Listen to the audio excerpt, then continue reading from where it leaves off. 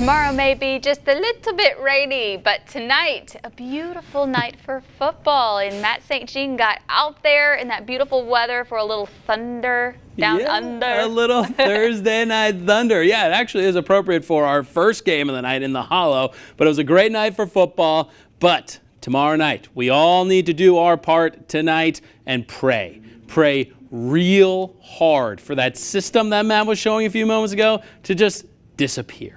As for tonight, big district battle in Pontotoc between the Warriors and the Houston Hilltoppers. The Toppers dropped a devastating game to North Pontotoc last week.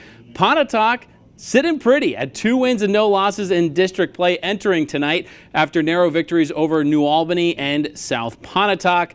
3 wins in the district, and you can almost consider that ticket stamped to the playoffs. Great crowd at Pontotoc tonight. I love that little thing, and ooh, look at the fireworks. But the crowd was quieted early. Red Parker faked the handoff to Jalen Washington, found a seam, and he gone.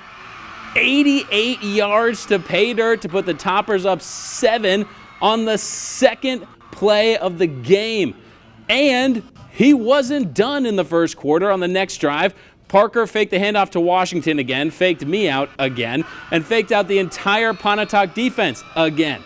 Rushing the ball into the end zone from 19 yards out, 14-0 Toppers.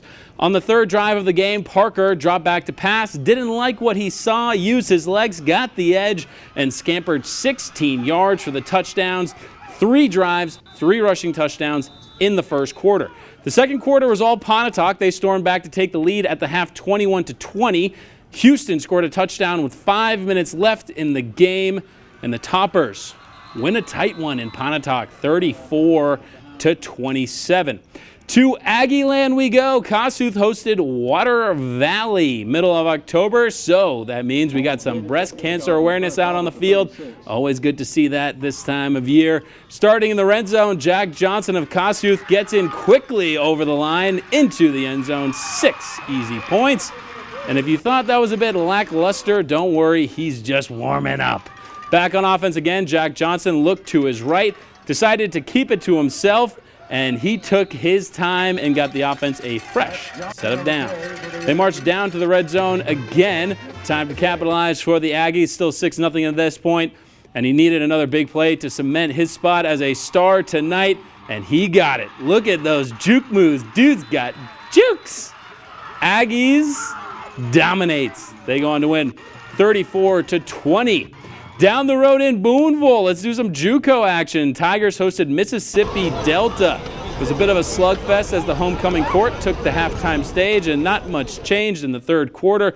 Northeast down 9-0. AC Graham looked and found nobody, rolled out to his left. Oh!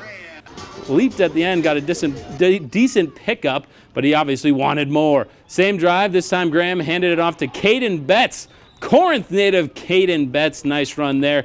Northeast, they ended up losing this one 19-14. Another close one in Boonville. All right, let's go to Fulton. ICC looked to turn 1 win into 2 in a row against Holmes, and the Indians came to play in this one. Holmes punting in the first quarter, and I think the entire Indians punt block unit got a hand on that ball. Eric Watts scooped the ball up, returned it for a touchdown.